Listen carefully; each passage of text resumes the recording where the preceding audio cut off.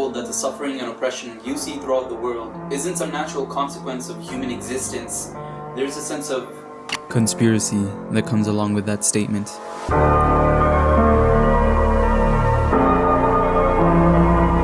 Some may even say if poverty was so easy to cure, we as a species would have done it already, and that it's beyond our control. I've even heard it being said that surely we're in a better position than ever before in human history, and the reason for our superiority is because we're in good hands.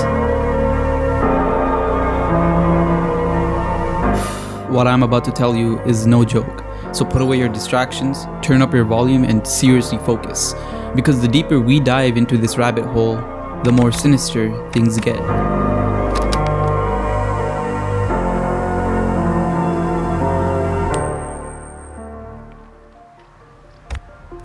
The quote you read in the beginning is no exaggeration.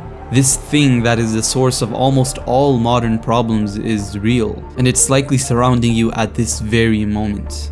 The source I'm speaking of is an ideology largely known as capitalism. It's something that's woven into the fabric of societies. It's the source of what society deems to be righteous and progressive, and it is also the source of what society deems to be wicked and barbaric. It exists within the minds of the majority wherever you go, whether consciously or subconsciously. The masses have raised their heads towards it, asking how should we live our lives, and capitalism responded with the Industrial Revolution. This is righteousness. This is progression. To spend your lives laboring towards technological advancements, whether you're at the bottom, gritting your teeth at the conveyor belt, or at the top, cutting down acres of forestry to establish more factories for your ideas. You're all laboring towards one thing: progression. This is it, right? We're headed for success. Then, hopefully, there's you. A person who takes a few steps back to look again at the bigger picture and asks, have we truly progressed? What does it even mean to progress? I mean, sure, we see material progression, but those who claim we're progressing because the middle class today live better off than the kings of 200 years ago, you haven't understood history. Material progression has generally occurred throughout all civilizations with all kinds of ideologies in the world at varying speeds, and we're no exception. But if material and scientific progression isn't specific to our times as the result of the current ideology, then what is specific to our time? Oceans overflowing with waste, literal dead zones now full of boat fuel, pesticides, sewage, and plastics that never existed before. Yet the ocean is responsible for up to 85% of the world's oxygen supply. We see wildlife going extinct at astonishing speeds. Wildlife population has reduced by 2/3 in less than 50 years with no sign of slowing. And in the tropical subregions of the Americas, that number is an astonishing 94%. But environment and wildlife put aside, our own species is seeing a staggering regression in many places such as health. Worldwide obesity has nearly tripled since 1975 with 1.9 billion overweight. Parts of the world dying of obesity and parts of the world dying of starvation. And ever since COVID, that number of hungry people has increased drastically. And even worse than our physical health is our mental health. With higher depression and suicide rates running rampant, we're faced with a truly fearsome foe. Not to mention the increasing wealth gap between the rich and poor that's already reaching record highs since the last economic depression. Again, parts of the world with more money than they know what to do with, and parts of the world so entrenched in poverty they see no way out. None of these crises existed at this scale ever in human history, and yet almost every single one of these crises are getting worse year by year. So for those who say things are progressing, let it be known that this is far from the truth. These calamities cannot be traced to any specific individual or any specific group. Rather, they're the result of human behavior around the world, governed by their self-serving ideologies.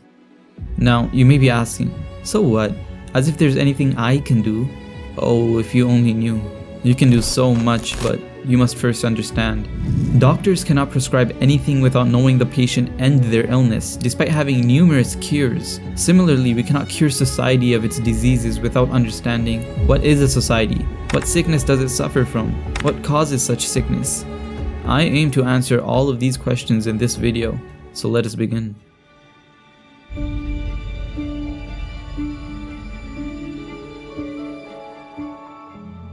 A society is a collection of individuals with permanent relationships under an agreed upon ideology. That's a mouthful, but let me explain. Humans are always striving to satisfy their desires. These desires are almost always in the possession of others. You desire protection, you go to the strong. You want wealth, you go to the rich. No single person owns everything in a society. You share. This is one of the many reasons that we as humans cannot exist except in groups. Therefore, a group of hungry individuals is inevitable. In order for all of us to satisfy our hunger, it's absolutely necessary for us to make an agreement among our group. Otherwise, chaos and corruption follow as every one of us steps over another in a frenzy to fulfill our desires, ending in the survival of the fittest. This agreement that we make amongst ourselves governs our relationships, our disputes, and our violations. This agreement is, in fact, our ideology. Those who comply with our ideology bring more peace to our society, but those who violate our ideology threaten the very cohesion of our entire society. If left unchecked, will once again lead to anarchy as everyone violates the ideology according to their own interests or desires. In order to prevent this anarchy, punishments have taken their place in every single society. For example, we've agreed that murder is not good for us, thus writing it in our constitution. In order to make sure the people of society obey this agreement, we've put punishments in place. Whether it's imprisoning these murderers while they eat, sleep, and drink from taxpayer money for years on end, or whether we put them to death for their crime. Punishments will always exist to protect the agreement or ideology. And if someone were to violate this ideology by committing murder and getting off the hook with no punishment, this gives a green light to the rest of society, and you'd be looking at the start of an anarchy of murderers. Though I use the example of murder, this applies to any law the society puts in place. Those who violate the ideology bring destruction, and those who abide by it bring tranquility. In other words, the ideology is in control of the society. This is the reality of all societies. This is the basis on which they're established, the measure of their peace and chaos, unity and fragmentation, fall and revival. So even though it's clear that the cataclysmic problems that threaten our livelihood, species, and planet as a whole are caused by a chaotic behavior of humans around the globe, understand that what you see of chaos and corruption is not a byproduct of human existence, nor can it be traced to any specific society. Rather, it is traced back to the very ideology that governs these societies in the first place. And of course, capitalism governs most societies around the world. Well, if capitalism is so terrible, how come almost everybody agreed to adopting it? To understand what capitalism is and how it has taken over the world, we must delve deep into how capitalism came to be in the first place. The origins.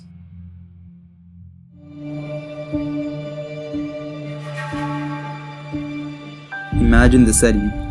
It's 16th century Europe. You're raised under Christian rule.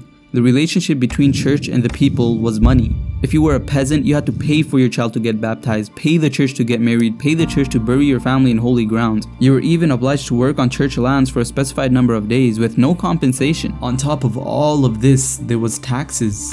Tithes tax, otherwise known as compulsory state tax.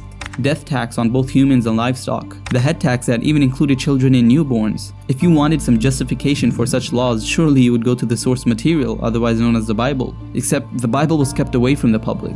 It was only for the church and nobles. This was in effect since 1229 AD by the decree of the Council of Toulouse. If you happened to hold a Bible as a normal civilian, you'd be burnt at the stake. This was the case in 1536 when a man by the name of William Tyndale was burnt at the stake for translating the Bible into English. Tyndale stated that the church forbade owning or reading the Bible in order to control and restrict the teachings and to enhance their own power and importance. The church tried to maintain cohesion of society through force. Whether or not you agree upon the ideology, you are to submit to it. This led to the development of hypocrisy. When a population doesn't agree on the ideology but is forced to submit to it, it is destined for failure, as you'll see. Scientists such as Galileo Galilei were developing theories on the heliocentric model, stating that the Earth was not the center of the universe, rather it rotated around the sun. These ideas were labeled heretical by the church, and Galileo was made to retract these theories and live under strict observation. But this conflict between science and church stirred something deep within society, an alternative. We understand that two ideologies cannot coexist. The entire society must agree upon a single ideology in order to prevent anarchism. But science isn't even an ideology, so what alternative did these people even see? Francis Bacon proclaimed, "The destiny of science is not only to enlarge human knowledge, but also to improve the quality of human life." This apparently gave birth to the science of ideas. Through this new branch of science, the pillars of capitalism were being built. People like John Locke invented liberalism, and Adam Smith invented the early ideas of capitalism. This was the alternative that the people saw. The inevitable battle between church and science led to a compromise to settle the disputes. The Two Kingdoms Doctrine, written by the late Martin Luther, stating God rules in two kingdoms. One is through free will and reason, the other is through grace and worship. These are the first notions of what we know to be as secularism, separation of church and state. Thus, a primitive mix of liberalism and capitalism took its throne as the ruler, governing over human behavior. Christianity took a seat as something belonging only within the privacy of churches and homes, not to have any say in how society functions. As the science of ideas progressed, more ideologies were being made to improve human life. Communism, conservatism, all with different solutions to solve the problem of human suffering and to provide justice. Once again, only one can prevail in a single society. The battle between these ideologies led to one of the most horrendous types of war known to humans: ideological warfare.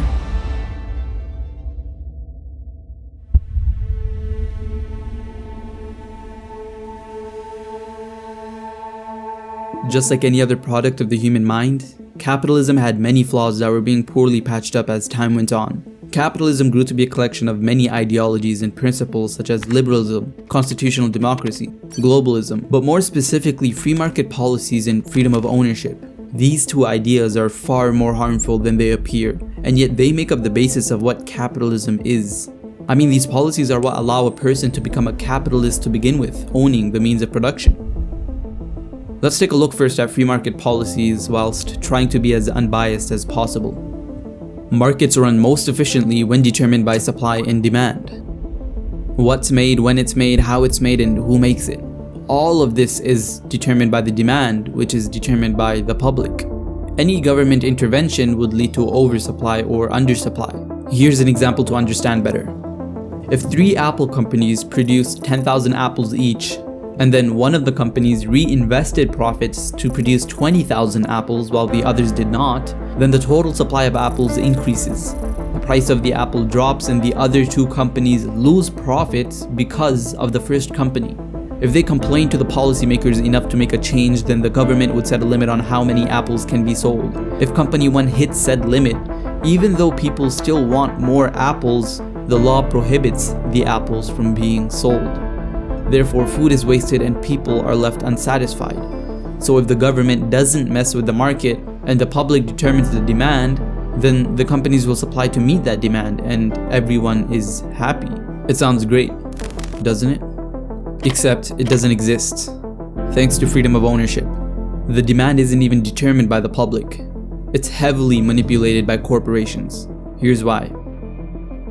It essentially allows a corporation to own anything at all, including whatever is made by its workers. If 10 employees make 100 laptops, the corporation owns the laptops entirely and can do whatever they want with it. Well, what's so evil about that? Let's take a look at laptops again. You, as a company, notice a public demand for laptops, so you start producing. The more laptops you produce, the lower the selling price is. If you only made 1 laptop, people would be paying a lot of money for it. Keep producing laptops and there comes a point in price where it costs you more to make the laptops than you can profit, and you start selling at a loss. So the simple answer is you'd make more money destroying products rather than selling it at a loss or even donating them. Just take a look at the biggest companies in the world. We have secret footage from Amazon's biggest warehouses in the UK. Reporters showing literal destruction zones that destroy products to artificially lower supply, thus creating demand. A Friday to a Friday, our target was approximately 130,000 items a week. The target to destroy from one centre was 130,000 items. Yes. The stock in your warehouses ends up being destroyed. It will be extremely small. Again, this isn't specific to Amazon as a company. Anybody who allows capitalism to tell them what's right and wrong will inevitably fall into the same rabbit hole. Fast food chains throw away hundreds of thousands of products even though there are people literally starving in the area.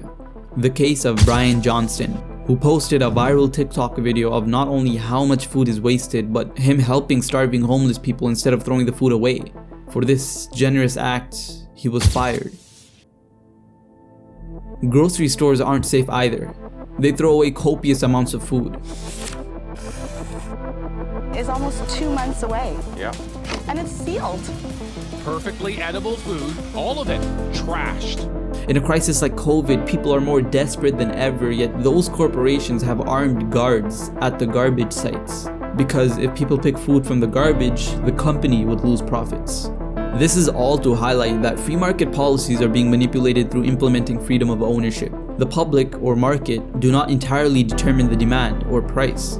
The companies artificially manipulate the demand by destroying perfectly functioning products. How many artificial problems exist solely for profit?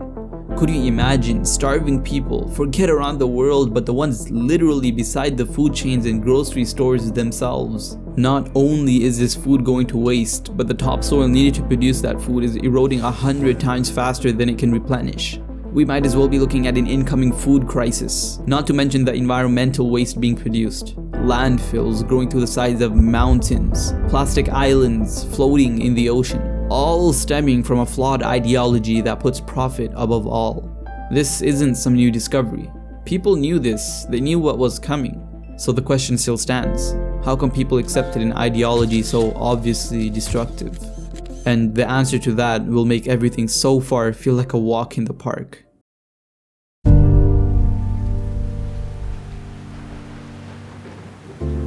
The answer is people didn't accept this ideology.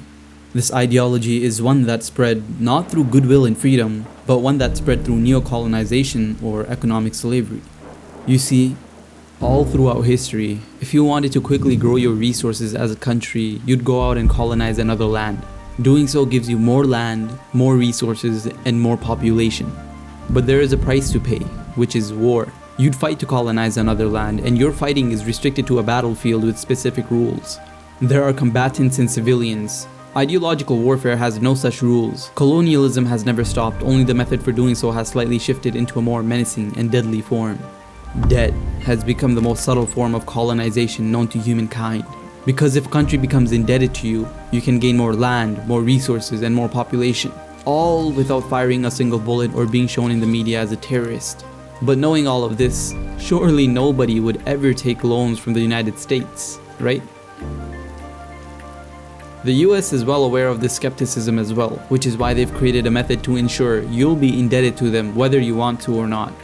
Remember how capitalism allows corporations to manipulate supply and demand by destroying products thanks to freedom of ownership? Well, imagine that worldwide. They can purposely cut off certain resources from reaching certain parts of the world, creating leverage points such as poverty, lack of water, lack of education, lack of technology, and lack of healthcare. The points go on. Still, these countries know that becoming indebted is far more dangerous. So, the US will send a reputable professional labeled an economist to help these countries evaluate their state. They'll say stuff like, if you build a few power plants and factories, in 10 years you'll be looking at an erasure of poverty. Your people will have food on their table and water to drink from, they'll have better education and tools to help your economy even further. The economist will use realistic evidence to show unrealistic outcomes. Because the more optimistic it sounds, the bigger a loan the poor country will accept, the more profit the United States makes. Since the suffering of the people is on the shoulders of the leaders, turning this offer down brings a lot of guilt along with it. These so-called economists that are in this business of selling hope are better known as economic hitmen, and everything I've just laid out is written out with great detail in John Perkins' book, Confessions of an Economic Hitman. John Perkins was one of these so-called economists that went out to countries like Indonesia and Panama. These countries have been, quote, developing for decades, yet their debt numbers are skyrocketing year after year. But when we see big-name companies establish factories in these poor and destitute countries, the media plays it out as foreign aid. The kind-hearted companies helping these third-world countries rise out of debt. But the reality is, these companies are not only incentivized to put these countries in debt, but to drown them in it. And it's clear they're doing a terrifyingly good job of it. The length that America goes to spread its capitalist ideology is gut-wrenching. And of course, we're just scratching the surface.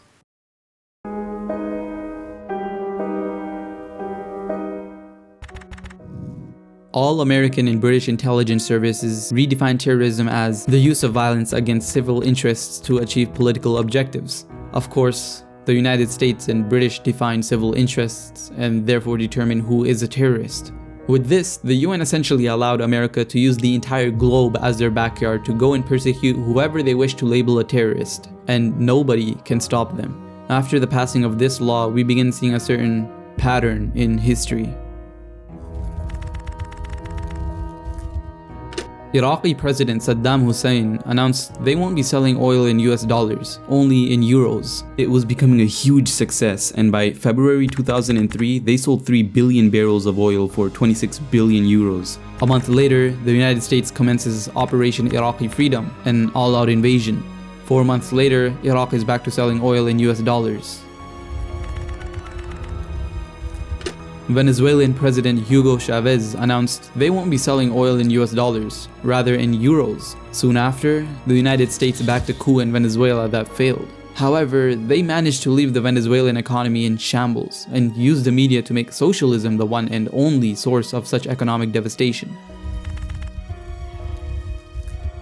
Libyan President Muammar Gaddafi began to encourage all African states to stop selling oil in US dollars, instead move to the gold dinar. As expected, the North Atlantic Treaty Organization, a Western military alliance otherwise known as NATO, led a military coalition into Libya for, once again, freedom, as US drone strikes slaughtered innocent civilians. God damn it, Kyle. Sorry.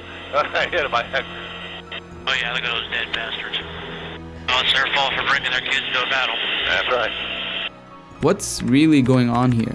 How come every time a country decides to trade oil in a currency other than the US dollar, there comes a foreign freedom campaign that comes to quote-unquote end terrorism and free the people?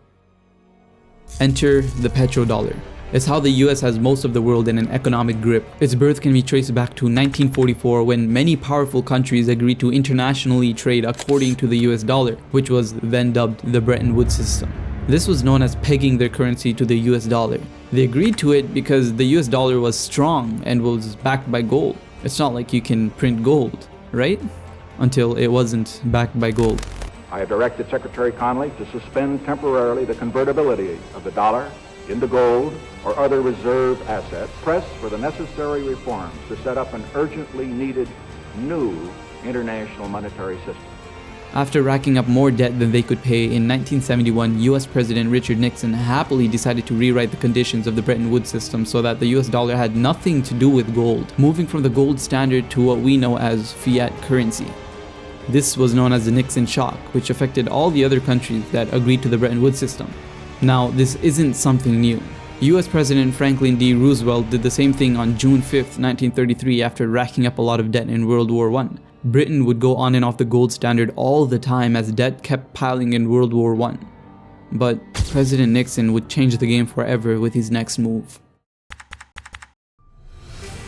The United States backed Israel in the Yom Kippur War, one of the many Israel-Arab wars. The Arabs didn't like this, and they had just what they needed to respond: oil. OPEC, composed of 11 Arabian countries, vastly increased the price of oil exports to the US, dropping the US into its worst recession since World War II. People could barely drive to work, literal lines outside of gas stations. You'd only fill gas on certain days depending on whether your license number was even or odd. Stores were drying up as supplies weren't as easily shipped. The stock market plunged and the US was now in a suffocating situation. Mind you, since the US dollar was a fiat currency that relies on people trusting in its value for it to stand, the US dollar was being tortured as everyone is losing trust in it. It's make or break season, and the US is desperate. In 2004, declassified British government documents revealed that the United States had considered a military seizure of Middle Eastern oil, but they never went through with it. So how did they manage to survive one of the worst moments in US history?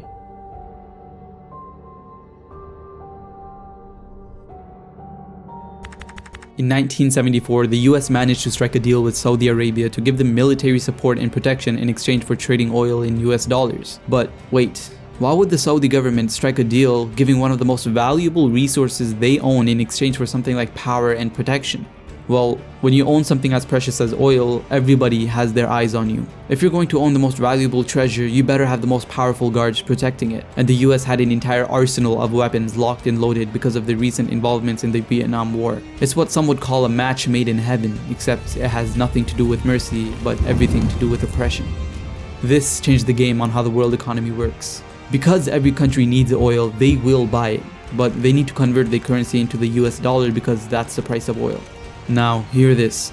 Since the US dollar is fixed to the price of oil, when the US dollar goes down, so does the price of oil. Cheaper oil prices are good news for countries that are buying oil, but bad news for countries that are selling oil because they lose profit. And of course, the sellers are the one with power. They ensure the price of oil stays up by reinvesting profits into US securities or treasuries, therefore increasing the value of the US dollar, which then bumps up the price of oil. It's simple, really. As an oil giant, you feed the dollar and keep it healthy if you want to make profit. This is known as petrodollar recycling. Almost the entire globe pegs its currency to the US dollar, and yet only the US can print money. Saudi Arabia stops the dollar from losing value by buying US securities, a deadly cycle to remain economically superior to every country. And of course, use the media to make sure everyone thinks you're making money because capitalism is a superior ideology. Nothing shady going on here, guys. Just economically enslaving third world countries until they rot from poverty and labeling any threat to the petrodollar as a terrorist so we can bomb their schools and hospitals, taking away any hope of protection so they don't step out of line and know their place. But ultimately, real power doesn't lie in dominating people, because dominated people rebel, resist, and overthrow. Real power lies in manipulating people into doing what you want while expending as little energy as possible, keeping them in line. Consider this example given by one of the greatest philosophers raised in the birthland of democracy itself. Socrates of Athens says, "A sweet shop owner and a doctor run for governance, trying to win the votes in a democracy. The baker tells the people, 'Will you vote for an evil man that does nothing but hurt you with his tools, cutting you open, pulling your teeth, and feeding you horrendous meals and concoctions, all the while preventing you from the pleasures of life? Or will you vote for me, a man who brings you together for feasts and gives you great meals and provides for you pleasures in your lives?'" Could the doctor respond? If he does say, "I only hurt you for your greater good, to save you," it would cause an immediate uproar among the public and he would be run out. Therefore, this democracy would become more of a demagogue, where the leader obtains power by selling the people a sweet poison, playing to their emotions and prejudices regardless of the consequences. He must win after all, for the sake of the people. And this only begins to highlight the seemingly endless faults of democracy.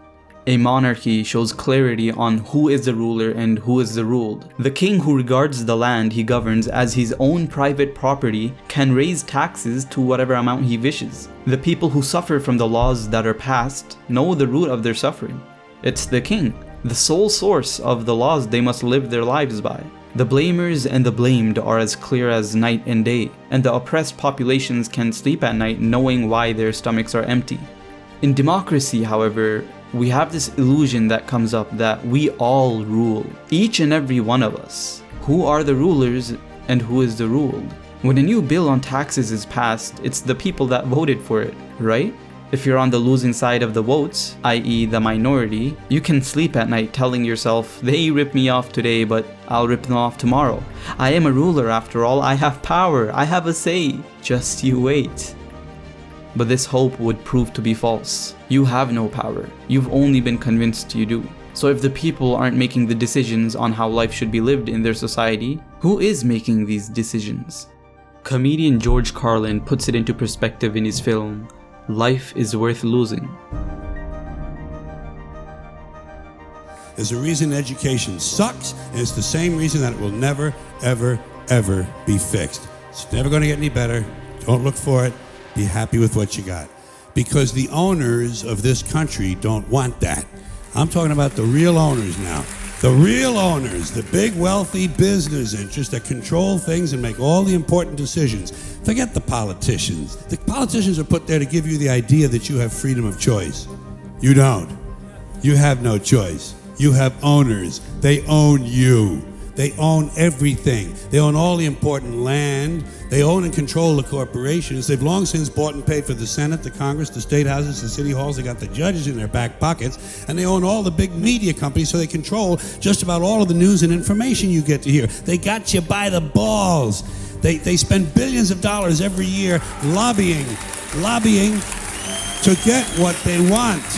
Well, we know what they want. They want more for themselves and less for everybody else. But I'll tell you what they don't want. They don't want a population of citizens capable of critical thinking. They don't want well-informed, well-educated people capable of critical thinking. They're not interested in that. That doesn't help them. That's against their interest. That's right. They don't want that. You know what they want? They want obedient workers. Obedient workers. People who are just smart enough to run the machines and do the paperwork and just dumb enough to passively accept all these increasingly shittier jobs with the lower pay, the longer hours, the reduced benefits, the end of overtime, and the vanishing pension that disappears the minute you go to collect it. The global power given to corporations has made them stronger than governments. Politicians may change every few years, but those powerful people sitting at the top of companies don't get replaced. They keep growing and profiting. The system is built to keep them there after all. Why would they want it to change? But as soon as the public wakes up to the cold hard fact that there is an agenda to manipulate them, that they aren't rulers, rather they're being ruled, perhaps we can think for ourselves instead of having thoughts and ideas pre-packaged and downloaded into us. The sickness society suffers from today has many symptoms. The water crisis, mental health crisis, obesity epidemic, wildlife crisis, a widening wealth gap, just to name a few. But the source of all of these is one: the system, or ideology, which happens to be capitalism. We tried to diagnose where the ideology was wrong, but the diagnosis spans the entirety of the ideology. It's all filth. Imagine if instead of paying abnormal amounts of tax from your income, you instead pay a smaller amount from your savings. People are incentivized to spend their riches instead of hoarding them, and wealth would no longer circulate among the rich and powerful as spending increases the health of the economy. When the wealth is distributed more evenly, large corporations lose power to kill entire ecosystems to build another factory without the public disrupting. Healthy ecosystems bring back the cycle of life, saving many species from extinction in this wildlife crisis. Healthy animals and ecosystems then aid in getting rid of many recent health problems, including the obesity epidemic. All of these crises are interrelated, which is why the laws governing human behavior in a society are so important. They literally shape the fate of a society as we know it. Now, if this video is supposed to explain why capitalism is so messed up, how come I talked about the United States and not the other tens of capitalist countries? I used the United States as an example because they are at the forefront of spreading capitalism. After coming out victorious from World War II, which ended in 1945, they're the ones who sat and thought long and hard on how to make sure nobody takes their throne. We began to see a flood of humanitarian organizations come into existence all of a sudden. The United Nations in 1945, the World Bank in 1945, the World Economic Forum in 1971, among many other so-called international organizations that are apparently looking out for all countries. The horde of humanitarian organizations coincidentally being established as soon as the United States sits on top of the world. You don't see these guys changing every 4 years. These corporations instead openly push for this sickening system to stay in power.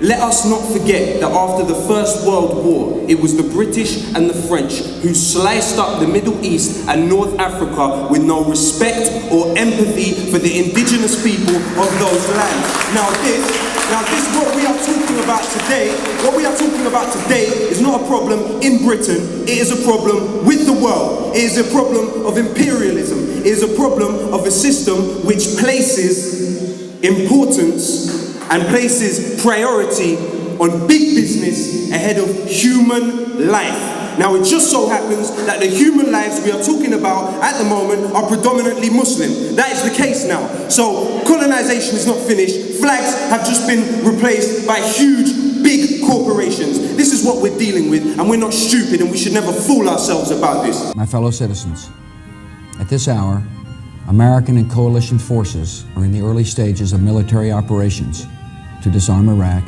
to free its people, and to defend the world from grave danger. We must stop the terror. I call upon all nations to do everything they can to stop these terrorist killers. Thank you. Now watch this drive.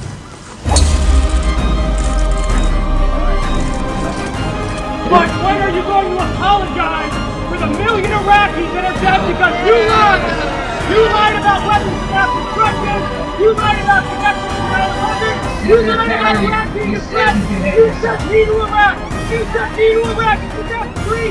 My friends are dead. Document not deal. You killed people. You lied. You lied about WMD. A million Iraqis are dead because you lied. My friends are dead because you lied. You need to apologize. Apologize. The United States Armed Forces now in the Middle East, the peace of a troubled world and the hopes of an oppressed people now depend on you. That trust is well placed. This isn't about inciting hate or harassment against any individual, but rather it's to bring to light the primary source of suffering. I keep repeating that it's not any specific person or group that is the source, rather it's the ideology.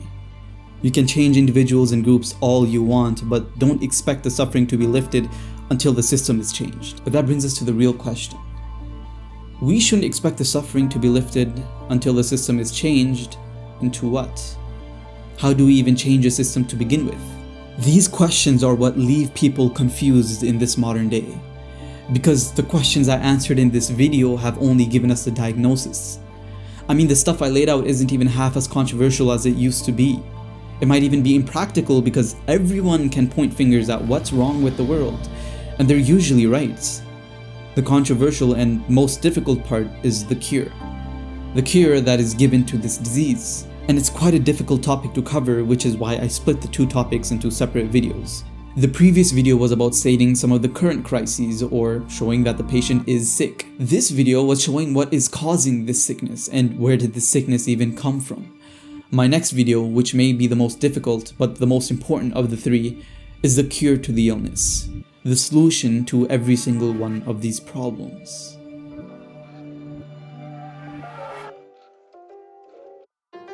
Hey, congrats for reaching the end of the video, but before you click off, hear me out.